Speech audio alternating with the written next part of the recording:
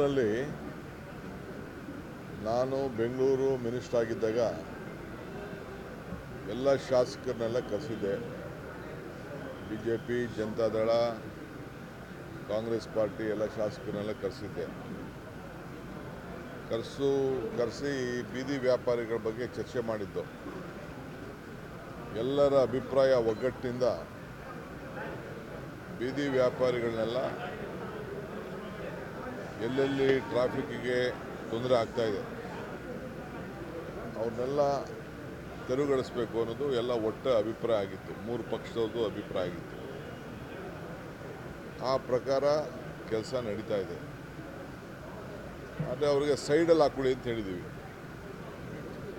ಆಮೇಲೆ ಸುಮಾರು 60,000 ಜನ ನಾವೊಂದು ಸರ್ವೆ ಮಾಡಿಸಿದ್ದು. ಅವ್ರಿಗೆಲ್ಲ ಗುರುತಿನ ಚೀಟಿ ಕೊಡಬೇಕು ಅಂತೇಳಿ ಕೆಲವರೆಲ್ಲ ಸರ್ವೆ ಮಾಡಿಸಿಟ್ಟಿದ್ದೇವೆ. ಒಂದು 30,000 ಜನ ತಳ್ಳೋ ಗಾಡಿಗೆ ವಿವಿಧ ರೀತಿ ವಾಹನಕ್ಕೆಲ್ಲ ಅರ್ಜಿ ಹಾಕ್ಕೊಂಡಿದ್ದಾರೆ. ಅದು ಕೂಡ ಈಗ ಟೆಂಡರ್ ಕರೆದು ಅವ್ರಿಗೆಲ್ಲ ನಾವು ತ್ರಿಚಕ್ರ ವಾಹನಗಳನ್ನು ಕೊಡಲಿಕ್ಕೆ ಆಲ್ರೆಡಿ ಎಲ್ಲ ವಾಹನಗಳನ್ನೆಲ್ಲ ತರಿಸಲು ನೋಡಿದ್ದೇನೆ.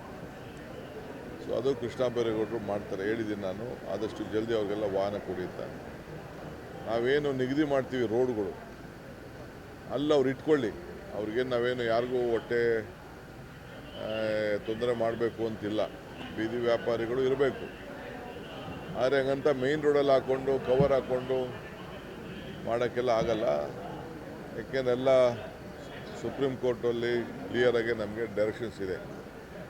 ಸೊ ಕೋರ್ಟ್ ಪಾಲನೆನೂ ಮಾಡಬೇಕು, ಜನರ ಅಭಿಪ್ರಾಯನೂ ಕೇಳಬೇಕು. ಸೊ ಅದಕ್ಕೆ ನಾವು ಈ ತೀರ್ಮಾನ ಮಾಡ್ತಾಯಿದ್ವಿ. ಮುಂದಕ್ಕೆಲ್ಲ ಸ್ವಲ್ಪ ಕೆಲವ್ರಿಗೆ ಕಠಿಣವಾದಂಥ ತೀರ್ಮಾನ ಆಗ್ತದೆ. ಅದು ಈ ರೀತಿ ತೀರ್ಮಾನ ಮಾಡಿದ್ದೇವೆ. ಇವತ್ತು ನಾನು ಏನೇನು ನಮ್ಮ ಕೃಷ್ಣ ಬೈರೇಗೌಡರು ಕಾರ್ಯರೂಪ ಮಾಡಿದ್ದಾರೆ, ಇದು ಅವರೊಬ್ಬರ ಮೇಲೆ ಬಿಡುವಂಥ ಪ್ರಶ್ನೆ ಅಲ್ಲ. ಇದು ಇಡೀ ಎಲ್ಲ ಶಾಸಕರು, ಬೆಂಗಳೂರು ಶಾಸಕರೆಲ್ಲ ಸೇರಿ ನಾವು ಪೊಲೀಸ್ ಅಧಿಕಾರಿಗಳ ಹತ್ರ ಕೂಡ ಚರ್ಚೆ ಮಾಡಿ ಈ ತೀರ್ಮಾನವನ್ನು ಕೈಗೊಂಡಿದ್ದೇವೆ. ಸೊ ಅವ್ರಿಗೆ ಆಲ್ಟರ್ನೇಟಿವ್ ಸ್ವಲ್ಪ ಸೈಡ್ ರೋಡ್ಗಳು, ಬೇರೆ ರೋಡ್ಗಳನ್ನ ಕೊಡ್ತೀವಿ. ಬಟ್ ಅವರು ವ್ಯಾಪಾರ ಮಾಡ್ಕೊಂಡು ಸಾಯಂಕಾಲ ಹೋಗಬೇಕು. ತಳ್ಳ ಗಾಡಿ ತೊಗೊಬರ್ಬೇಕು, ಇಟ್ಕೋಬೇಕು, ಹೋಗಬೇಕು. ಅಲ್ಲೇ ಟೆಂಟ್ ಹಾಕ್ಕೊಂಡು ಕೂತ್ಕೊಳ್ಳೋಕ್ಕಾಗಲ್ಲ.